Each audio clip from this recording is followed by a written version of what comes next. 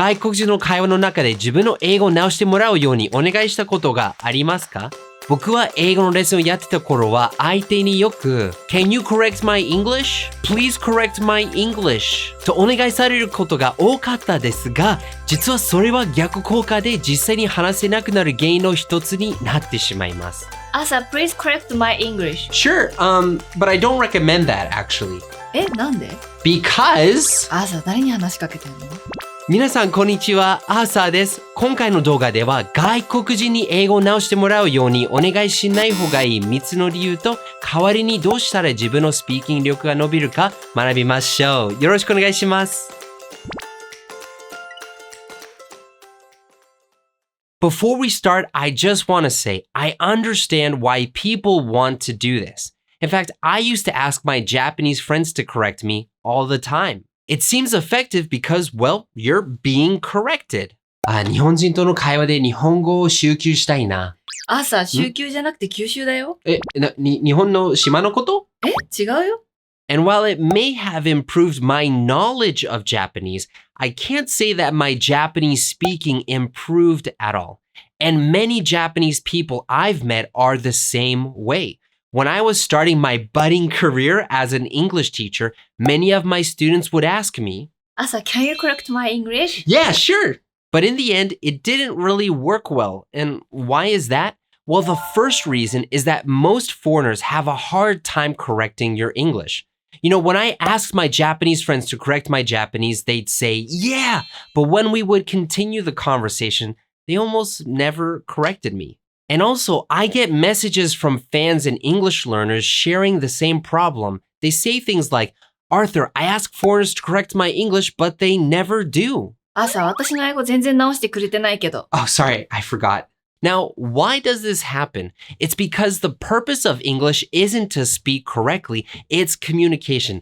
頭の中のイメージ、気持ち、情報、いわばメッセージを相手に伝えることです。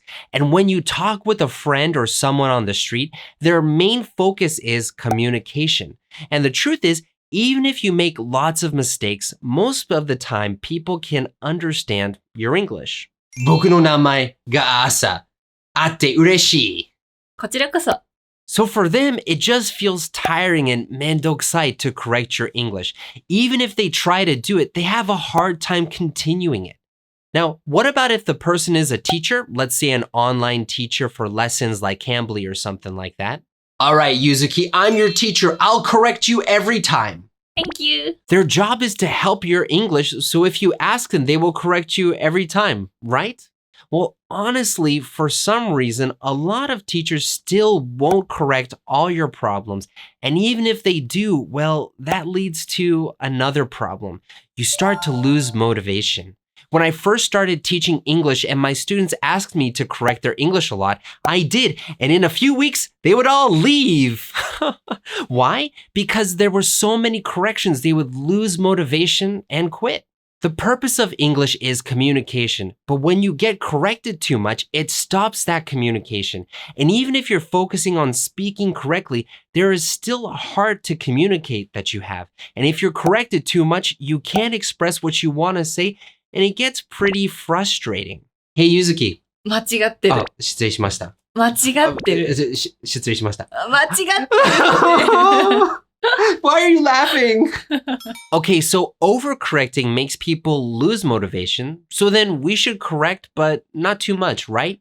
Well, I'm sorry to say this, but even if you correct someone according to their level, it doesn't help to improve speaking so much. Traditional English education in Japan focuses on accumulating knowledge, knowing the right answer. And in that case, correcting can help.ゆずきさん、日本語でなんか寂しいですを言い換えるときに他に何と言うの？悲しいです。OK。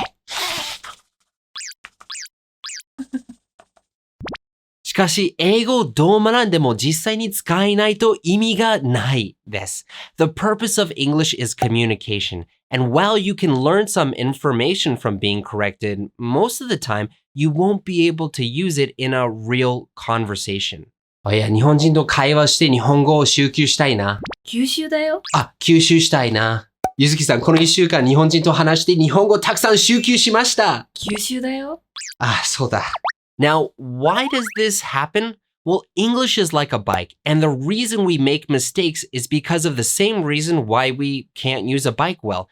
We don't have the muscle memory. Just learning information doesn't change our muscle memory, and that's why we make the same mistakes even if we know what the right answer is. Our goal is to actually be able to speak English in the real world, and for that, we need to develop muscle memory. We need to take in new information and convert it into actual ability that we can actually use in a real conversation. So what should you do instead? Well, first, you should focus on having real conversations with people who are not teachers. Yes, that's right. Don't focus on studying. Focus on having fun conversation. Now, why is that? Well, it's because humans learn through play. We learn best when we're having fun, and the more fun it is, the more likely we are to continue it, to do it frequently. And just by talking with people you enjoy, your English will improve. You know, there have been studies in sociolinguistics, 社会言語学, that show that when we talk with someone we like, we naturally imitate them. And when we talk with someone we don't like, we naturally talk differently from them. So just by talking, you naturally absorb, 自然に吸収するね, the English the other person speaks. But in all honesty, there are cases where even if you do this, your English speaking doesn't improve too much. And why is that? It's because most people talk about different topics every single time. You see, if we just talk about different topics each time, we don't get a depth of learning. The key to building muscle memory isn't to do something once or twice, but many times. It's important to pick topics you want to talk about ahead of time and then practice that topic again and again with different native speakers. Asa, today let's talk about food. Sounds great! Ben, today let's talk about food. Sure, sounds wonderful! Steven, today let's talk about food. Okay, sounds nice! Each time you talk about that topic with someone different, you'll get better. To them, they've only talked about that topic once, so there's no problem, but you get to practice the same conversation topic many times. And each time you talk, you'll have new realizations. あ、この話題だったらこういうこと話したくなるんだ。あ、こういうこと聞くんだね。あ、こういうフレーズ文法よく使うんだね。Even if you don't prepare or study, your subconscious naturally prepares, and you'll get better each time. This is the way to study English and improve your speaking without actually studying. But here's an issue. When I did this with my Japanese friends, sometimes I had a feeling that what I said was wrong. どうしても気になっていてしょうがない. And I wanted to know the proper way to say what I was saying in Japanese. And if you have that same situation, you can ask them to correct your English in that one specific situation. Now, I don't recommend asking, is my English correct? I made a video about that in the past that you can find here, and it goes into more depth in there. But instead, what I recommend here, you could ask, how would you say that? My friends gave the present for me. Oh yeah, great. How would you say that? Oh yeah, well, I would say my friends gave me a present. Ah. But even if you ask the other person to correct your English in a specific case, there's something we need to be careful of. We need to focus on one thing at a time. When I learned how to ask people to correct my Japanese, I would ask all the time, multiple times during a single conversation. But the key is to focus on one thing at a time. James Clear in his book Atomic Habits talks about looking for 1% improvements. If you focus on 1% each time, you'll actually grow and improve really quickly. If we focus on multiple things at once, our focus gets weaker and we get less effective.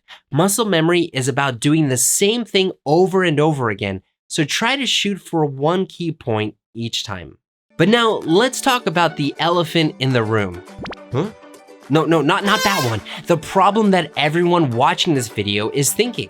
You know, I'll be honest, doing this is hard. Having this kind of focus and keeping it by yourself is very difficult. And that's why I made the 世界とつながる movement. We have a workbook to help you focus on this style of learning, and we have events every month to help you stay focused and feel improvement. And actually, it's right here.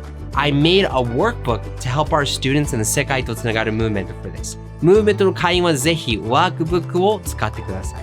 でも朝、ちょっと待って。その前に別の問題があるんだよ。レッスン以外で外国人の話す機会がないし、いきなり外国人の対面するってなると、頭が真っ白になって言葉が出てこないことがほとんどだよ。僕はその気持ちがよくわかります。僕も日本語を4年間勉強したのに、実際に日本に行ってみたら、全く話せなくて本当に悔しかったです。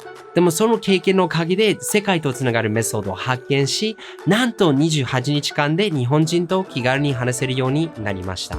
僕と同じ問題を抱えている方を助けたくて、この世界とつながるメソッドを無料ガイドにまとめたので、If you're interested in this free guide, you can get it by clicking up here or by clicking the link in the description box below.As always, thanks so much for watching and enjoy your English adventures. これからも一緒に世界とつながりましょう. See you next time.